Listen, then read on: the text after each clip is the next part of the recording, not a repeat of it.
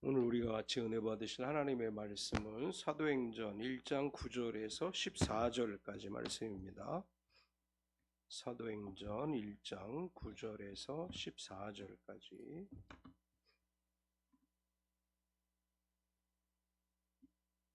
신약성경 187페이지에 있습니다. 사도행전 1장 9절에서 14절까지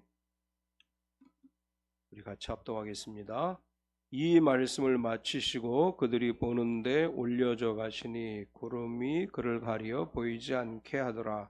올라가실 때 제자들이 자세히 하늘을 쳐다보고 있는데 흰옷 입은 두 사람이 그들 곁에 서서 이르되 갈릴리 사람들아 어찌하여 서서 하늘을 쳐다보느냐. 너희 가운데서 하늘로 올려지신 이 예수는 하늘로 가심을 본 그대로 오시리라 하였느니라. 제자들이 감나몬이라 하는 산으로부터 예루살렘에 돌아오니 이 산은 예루살렘에서 가까워 안식일에 가기 알맞은 길이라. 들어가 그들이 유하는 다락방으로 올라가니 베드로, 요한, 야고보, 안드레와 빌립, 도마와 바돌로메, 마테와 및 알페오의 아들 야고보, 셀롯인 시몬, 야고보의 아들 유다가 다 거기 있어 여자들과 예수의 어머니 마리아와 예수의 아우들과 더불어 마음을 같이하여 오로지 기도에 힘쓰더라. 아멘. 어젠가 그젠가 사모님 갑자기 기도하는데 케냐를 위한 기도가 나온다고, 왜 그런지 모르겠는데 케냐에 대한 간절함이 있다고. 그래서 저도 사실은 케냐에 홍수가 났다는 거 오늘 이제 정희수 집사님 얘기하는 것도 처음 알았는데, 아마 그런 어려움을 하나님께서 아시고 우리가 기도하게 하시는 것 같고, 또 상황에 따라서는 우리가 좀 더 그들의 구제에 참여할 수 있는 그런 일을 위해서 하나님 기도하게 하신 것 같아요. 좀 자세히 알아봐서 우리가 선교하는 선교지에 어떤 영향이 있는지 좀 확인해 볼 필요가 있을 것 같습니다. 우리 전주에 가면서 우리 조현정 집사님한테 내가 그랬어. 다른 직장 들어가기 전에 우리 필리핀 갔다 오자. 단기 선교 가자. 그랬더니 전 더운 데는 못 가요. 더운 나라는 못 가요. 그러더라고. 그래서 몽골 갈까? 그랬더니 대답을 안 해요.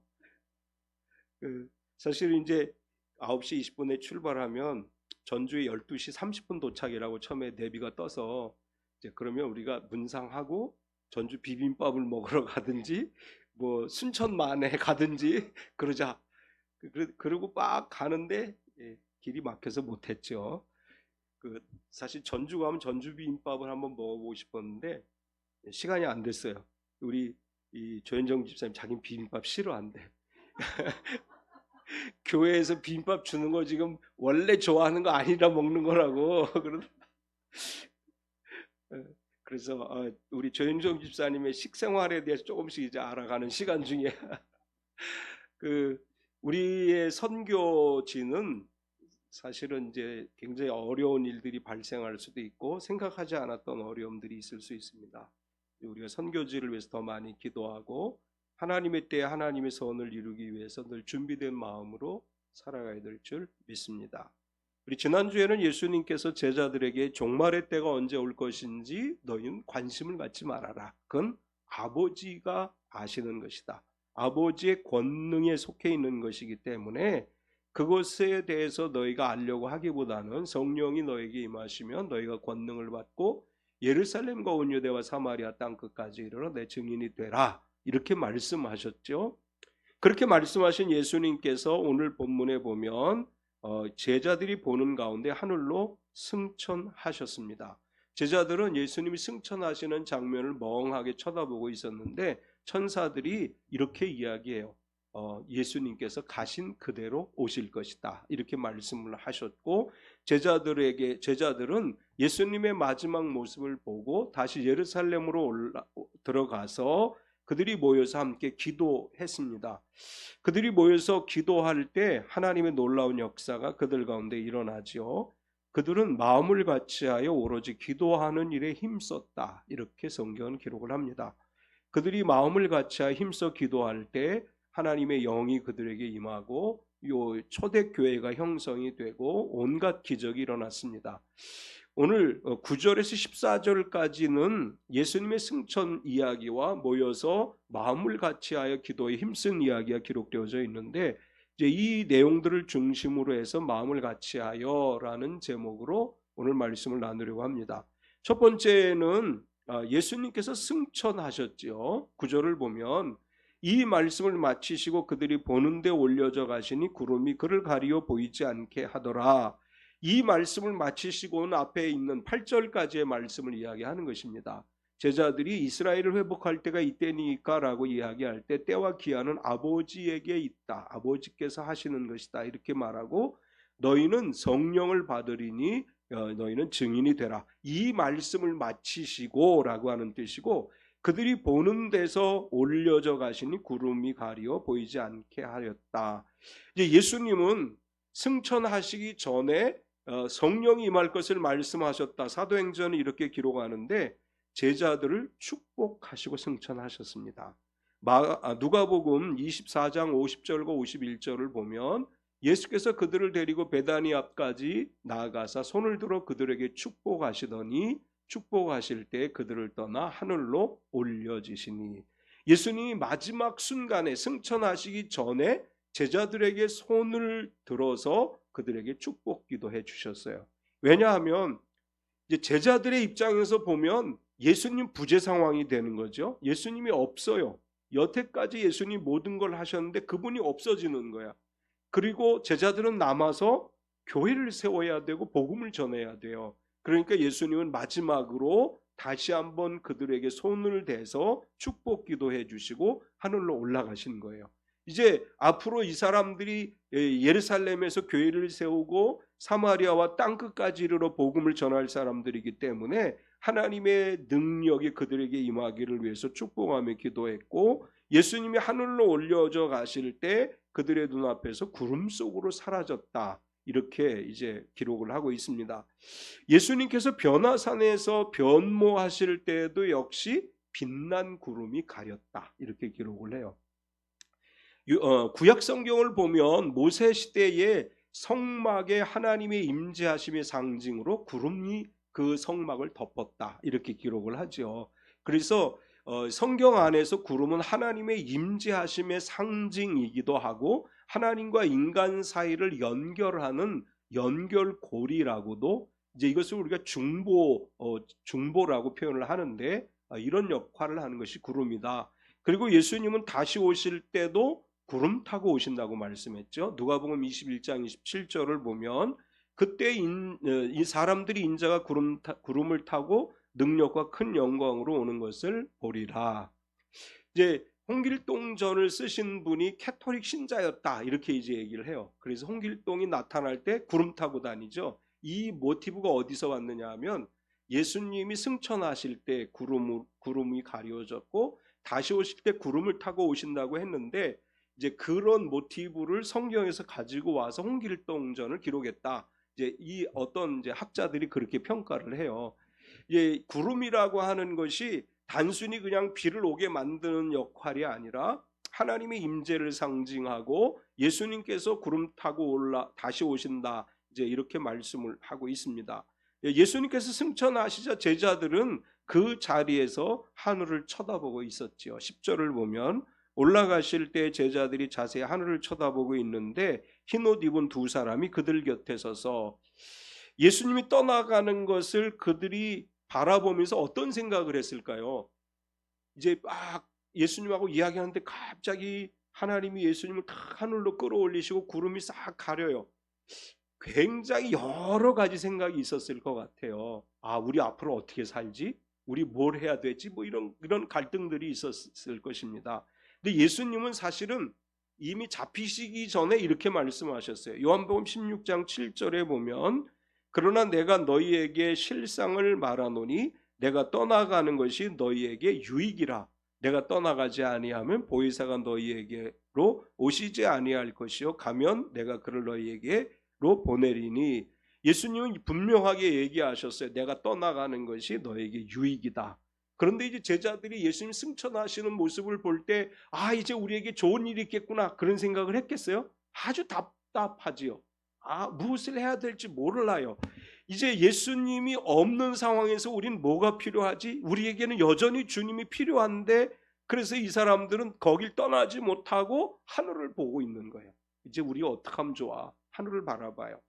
또 한편으로 제자들은 이런 기대를 가지고 있었을지도 몰라요. 예수님이 승천하실 때 하늘에서 어떤 변화가 일어나지 않을까? 이제 예수님 승천하시니까 하나님께서 하늘로부터 뭔가 큰 징조를 우리에게 보여주시지 않을까? 그런 기대가 있었어요. 왜냐하면 요한복음 1장 51절에 보면 예수님이 이렇게 말씀하셔요. 또 이르시되 진실로 진실로 너에게 이르노니 하늘이 열리고 하나님의 사자들이 인자 위에 오르락내리락 하는 것을 보리라 하시니라. 예수님이 올라가는 순간 제자들 중에는 그것이 생각났을 거예요. 예수님께서 하늘이 열리고 하나님의 사자들이 인자 위에 오르락내리락 하는, 예수님이 승천하시면 제자들이 생각하기 그러면 하나님의 사자들이 오르락내리락 하면서 뭔가 우리에게 특별한 일을 보여주지 않을까? 그런 생각을 하고 있었어요.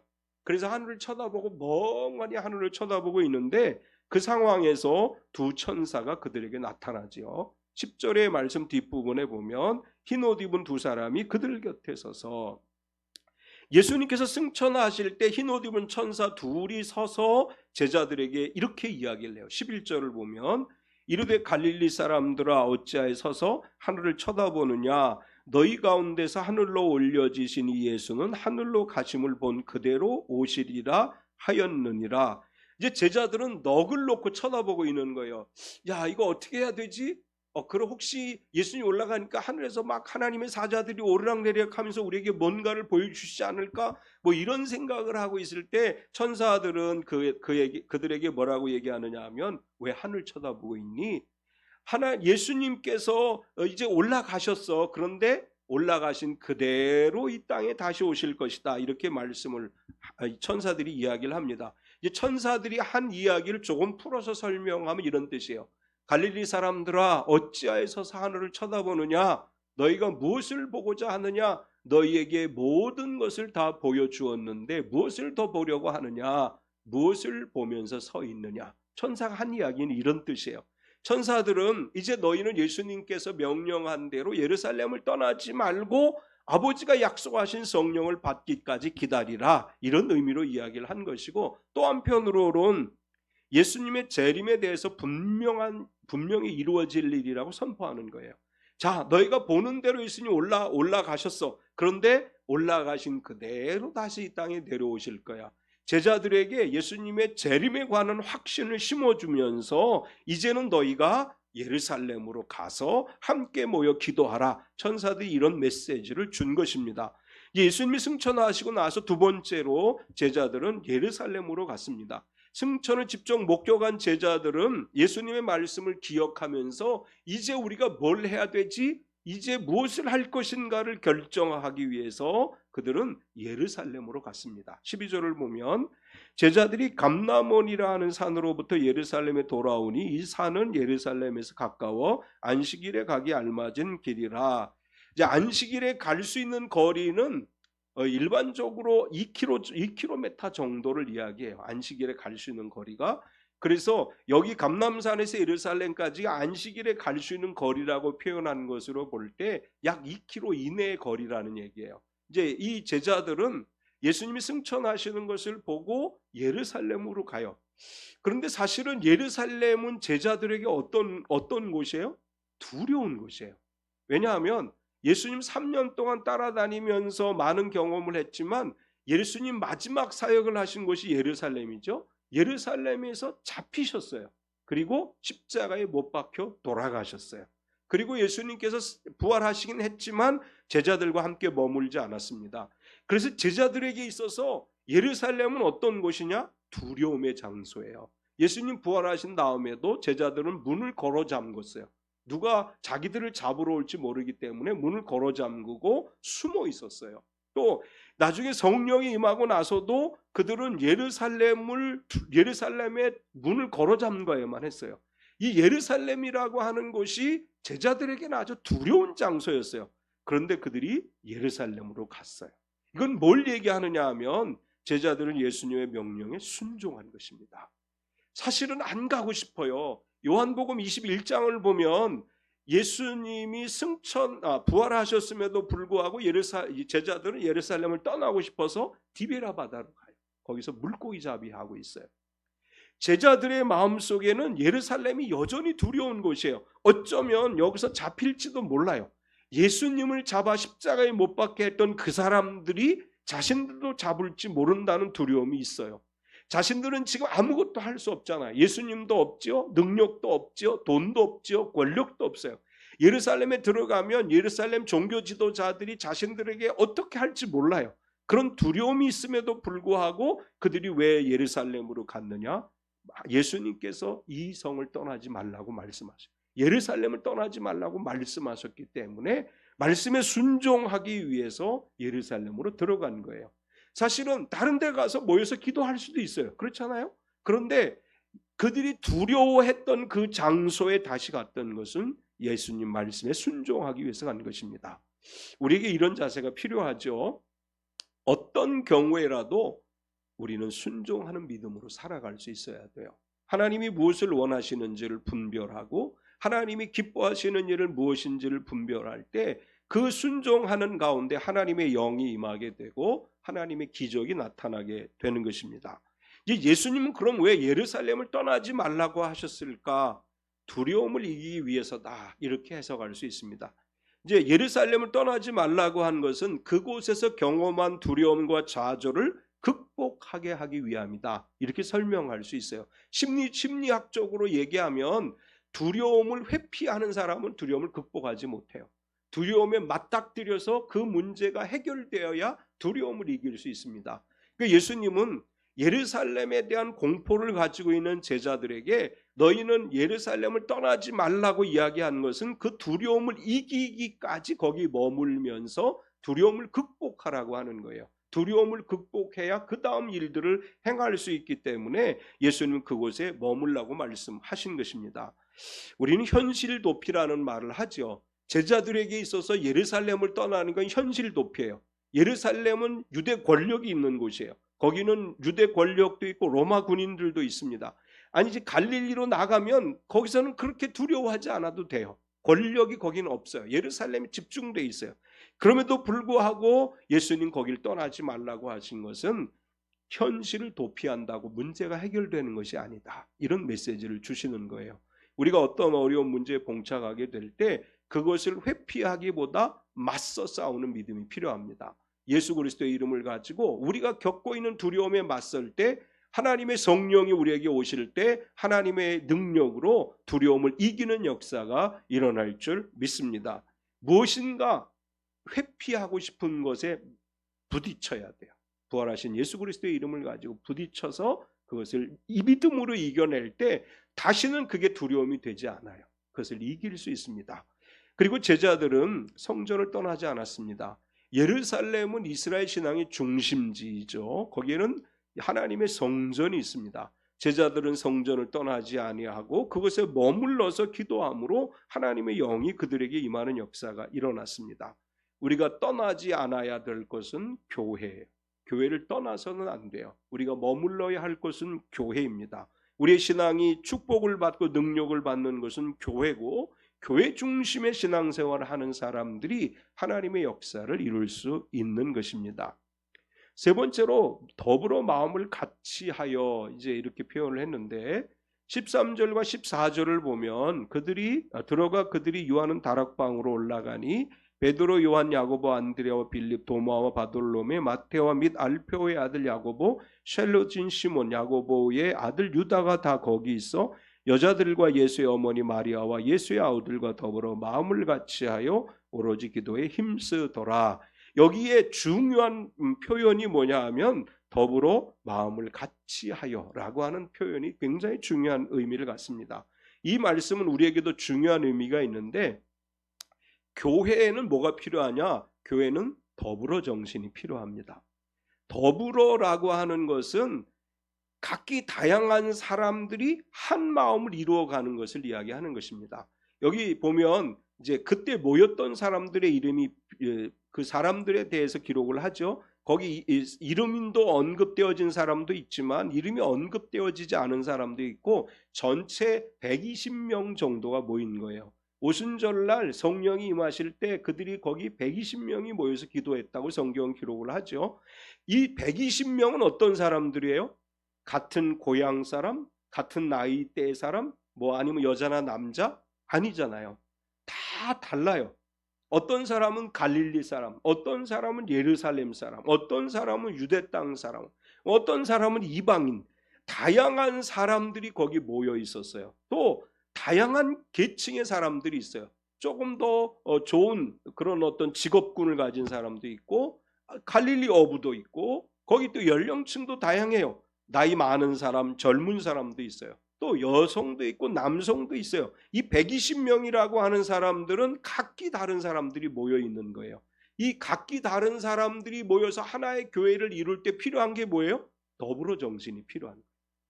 이제 현대 교회의 성장 이론 가운데에는 끼리끼리 이론이 있어요. 물론 끼리끼리라고 말하지 않지만 같은 그룹끼리 모여야 더 파괴력을 발휘할 수 있다. 그래서 한동안에 뭐 연예인 교회, 스포츠 체육인 교회 이런 교회들이 막 생겨났어요.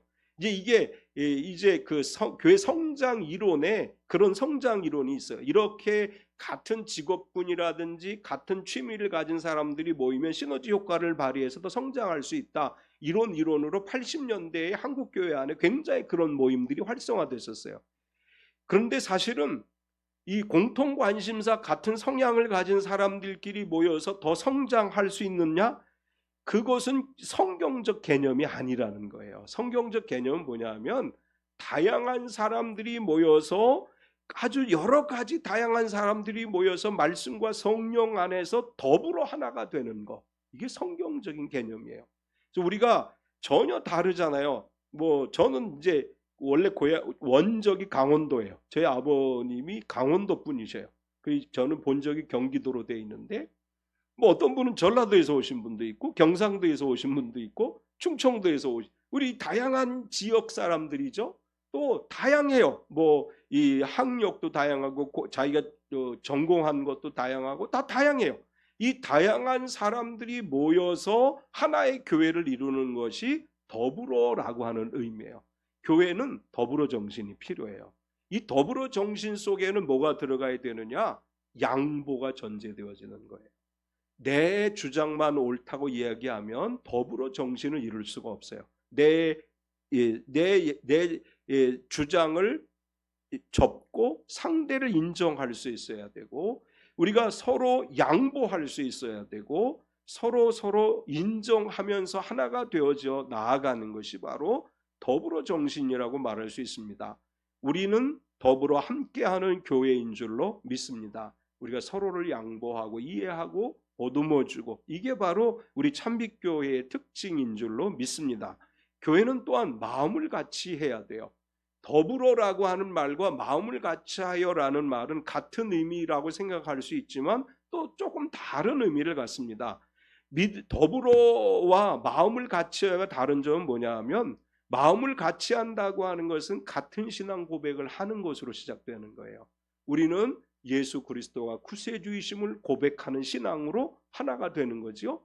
예수님은 우리에게 성령을 주시는 분이고 예수님은 우리의 모든 질병을 치유하시는 대의사이시고 다시 오실 재림의 왕이십니다. 우린 이 신앙 안에서 함께 마음을 같이 하는 공동체가 된 것이죠. 같은 신앙 고백 위에 세워진 참빛교회이고 같은 신앙 고백 위에서 하나의 공동체를 이루어가는 우리 참빛교회인 줄로 믿습니다.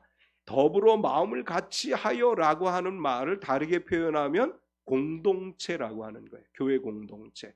교회는 공동체 의식을 가지고 하나가 되는 것이죠. 또 이제 교회는 오로지 기도하기를 힘써야 합니다. 오로지 기도하기를 힘썼다는 것은 다른 생각은 하지 않고 오직 기도에 전념했다고 하는 말이죠. 교회가 해야 될 첫 번째 일은 오로지 기도하는 거예요. 초대교회의 모습에 대한 표현을 보면 사도행전 2장 42절에 그들이 사도의 가르침을 받아 서로 교제하고 떡을 떼며 어떻게 해요? 오로지 기도하기를 힘쓰니라. 성령이 임하시기 전에 사도행전 1장에도 오로지 기도하기를 힘썼어요. 그랬더니 오순절날 성령이 임했어요. 성령이 임한 다음에도 그들은 어떻게 해요? 오로지 기도하기를 힘썼어요. 교회에 여러 가지 기능이 있습니다. 그런데 제일 중요한 기능은 예배와 기도예요. 교회는 예배와 기도가 살아있는 곳이 돼야 돼요. 교회에서 기도가 멈추어지고 교회에서 기도하는 시간이 줄어들면 결국은 교회도 무너지고 우리의 신앙도 무너져요. 교회는 처음부터 기도로 시작되어진 곳이에요. 기도로 시작되었기 때문에 우리는 기도를 통해서 세워진 이 교회라고 하는 분명한 믿음을 가지고 오로지 기도하기를 힘쓰는 참빛 교회가 되어야 될 줄 믿습니다. 우리 쉬지 않고 오로지 기도하기를 전념할 때 하나님의 놀라운 역사가 일어날 것이고, 우리가 기도하기를 힘쓴다고 하는 것은 요행을 바라지 않는다는 의미가 있어요. 요행을 바라지 않고 하나님의 역사가 우리 가운데 일어나기를 기대하는 믿음으로 기도하는 거예요. 때로는 안 될 것 같은 상황들이 우리 앞에 있어요. 내가 생각하기에는 다 될 것 같았는데 갑자기 뭐 일이 꼬이거나 안 되는 상황이 올 수 있어요. 그건 왜? 기도하라고 하는 사인인 거죠. 우리가 오로지 기도할 때 하나님의 놀라운 역사가 반드시 일어날 줄로 믿습니다. 우리 참빛교회가 더불어 마음을 같이하여 오로지 기도하기를 힘쓰는 기도 공동체가 되기를 소원합니다. 늘 깨어 기도하기를 힘쓰고 언제나 주님 앞에 무릎 꿇는 무릎 공동체가 되기를 소망합니다. 우리가 이렇게 할 때 우리 교회와 가정 위에 하나님의 놀라운 역사가 반드시 일어날 줄 믿습니다. 기도하는 가운데 우리를 승리케 하시는 하나님을 만나고 기도하는 가운데 하나님의 역사를 경험하게 되는 저와 여러분 되시기를 축원합니다. 우리 같이 한번 이 시간 통성으로 기도하길 원합니다. 사랑하는 하나님, 우리가 더불어 마음을 같이하여 기도에 힘쓰는 믿음의 공동체가 되게 하여 주시옵소서. 우리가 서로를 인정하게 하시고 서로를 존중하게 하시고 감싸고 보듬어주는 믿음으로 하나된 신앙이 되게 하시고 같은 신앙 고백 위에서 기도를 힘쓰는 가운데 우리의 교회와 우리의 가정과 사업체와 직장 안에 하나님의 놀라운 역사가 일어나게 하옵소서. 우리 다 같이 통성으로 기도하겠습니다. 할렐루야. 거룩하신 하나님 감사합니다. 오늘도 우리가 주님을 예배하고 주의 말씀을 들었습니다. 예수님께서 승천하실 때 제자들은 어떤 놀라운 일이 일어나지 않을까 기대했지만 아무런 일도 일어나지 않았고 그들은 다시 예루살렘으로 돌아와서 두려움을 극복하고 하나님의 말씀을 의지하며 모여 마음을 다하여 마음을 합하여 오로지 기도하기를 힘썼을 때 하나님의 놀라운 역사가 일어남을 믿습니다. 사랑하는 하나님, 우리가 더불어 마음을 같이하여 오로지 기도에 힘쓰는 기도 공동체가 되게 하여 주시고 우리가 서로를 인정하고 존중하고 하나된 마음으로 하나님을 섬기는 신앙 공동체로 세워져 가게 하여 주시옵소서. 우리가 가는 곳에 하나님의 은혜가 늘 넘쳐나길 원합니다. 우리가 하는 일에 주의 기름 부으심이 있기를 원합니다. 우리가 생각할 때 안 될 것 같은 일들이 되는 역사가 기도를 통해 이루어질 줄로 믿사오니 주여 우리가 포기하지 않게 하시옵소서. 주여 우리가 절망하지 않게 하여 주시옵소서. 주여 우리가 언제나 주님 바라보고 의지하며 힘써 간구하고 힘써 기도하며 살아가는 삶이 되게 하여 주시옵소서. 하나님의 은혜가 우리 가운데 임하기를 원합니다. 하나님의 기름 부으심이 우리 가운데 임하기를 원합니다. 하나님의 역사하심이 우리 가운데 임하기를 원합니다. 하나님의 임재하심 속에 우리가 날마다 승리한 귀한 삶이 되게 하여 주시옵소서.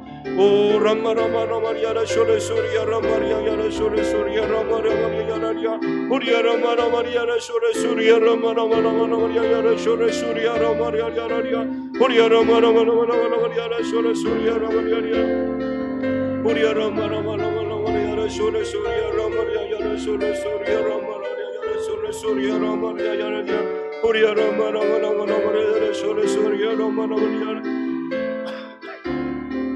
우리아 라마라마라마리아라 쇼레소리아 라마리아라 쇼레소리아 라마리아야라 쇼레소리아 라마리아야라리아 할렐루야 할렐루야 할렐루야 할렐루야 요라마라마라마리아야라 쇼레소리아 라마리아야라 쇼레소리아 라마리아야라 우리아 라마라마라마리아야라 쇼레소리아 라마리아야라 쇼레소리아 라마리아야라리아 할렐루야. 주님 우리 가운데 함께 하시옵소서. 우리 가운데 임재하여 주시옵소서. 사랑하는 하나님, 오늘도 우리가 말씀을 들었습니다. 예수님 승천하는 걸 바라보았던 제자들은 두려움의 장소인 예루살렘으로 돌아가서 그 두려움을 극복하고 예루살렘으로부터 시작해서 전 세계에 복음을 전하는 하나님의 사람들이 됐습니다. 우리 가운데 두려움과 또 마음속에 염려가 있는 이들이 그것을 극복할 수 있는 힘을 주시옵소서.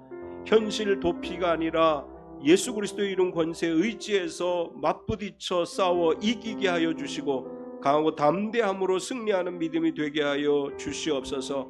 참빛교회가 더불어 마음을 같이하여 기도하기를 힘쓰는 교회인 줄 믿습니다.